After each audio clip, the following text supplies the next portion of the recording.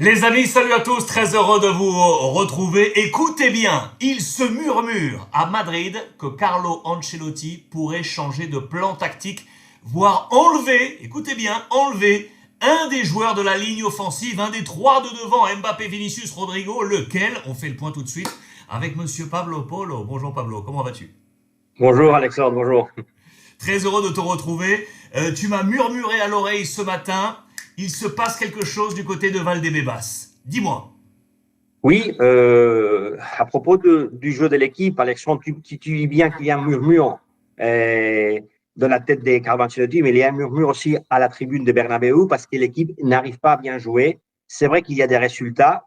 Dernièrement, déjà, l'équipe gagne, mais pourquoi pas changer, encore une fois, le système de jeu, revenir sur un 4-4-2 au lieu de 4-4-3. Qu'est-ce que ça veut dire, Alexandre? Évidemment, il faut enlever un. À mon avis, je n'imagine pas Vinicius sur les bancs, bien sûr non plus Mbappé. Alors, toujours Rodrigo, qui est toujours en question. Et pourquoi pas, surtout dans les matchs ailleurs, Alexandre, parce que c'est surtout, normalement, et on pense surtout à derby. Il y a à peine 10 jours, il y a un derby face à l'Atlético Madrid. Là, il va falloir travailler dur au milieu de terrain. Et on pense surtout à derby à changer le système à la Ligue face à l'Atlético Madrid parce que c'est vraiment un adversaire compliqué. Il y a un chiffre clé qui amène cette réflexion, c'est dans le match face à Stuttgart. On le rappelle, c'est Courtois qui a été élu MVP. C'est un signe fort. Quel est ce chiffre? Oui, Alexandre, parce que le Real, bien évidemment qu'avec les 4-4-3, il y a des jeux, il y a des occasions. Il y a eu 19 tirs au but. Mais regardez bien, regardez les statistiques, Alexandre. Et Stuttgart, il a fait 17 tirs au but. On ne peut pas les comparer avec PSG. Par exemple, le match PSG-Girona, Girona, il a fait 3 tirs au but. C'est pas beaucoup, c'est vrai, c'est pas normal. Mais entre 17 et 3, je pense qu'il faut trouver un équilibre. Et normalement, et à Bernabeu, le Real, c'est pas normal que le Stuttgart tire 17 fois à Courtois. Bien évidemment, le Real, il a la chance d'avoir le meilleur gardien du monde. Donc ça veut dire donc que Carlo passerait en un 4-4-2, on renforcerait le milieu de terrain, on enlève quelqu'un de devant, vous allez nous dire qu'est-ce que vous en pensez à la maison. Ça veut dire que Bellingham serait dans cette ligne du milieu, trois autres milieux. Je pense aux Français, je pense à Chouameni, je pense à Kamavinga.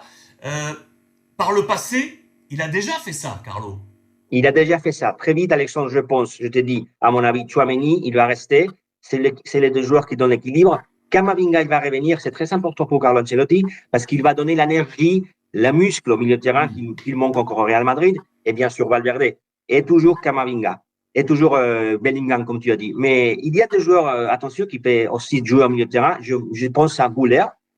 Et bien évidemment, qu'il n'a pas sa place à l'avant, mais attention, il peut jouer au milieu de terrain, il peut donner aussi l'équilibre.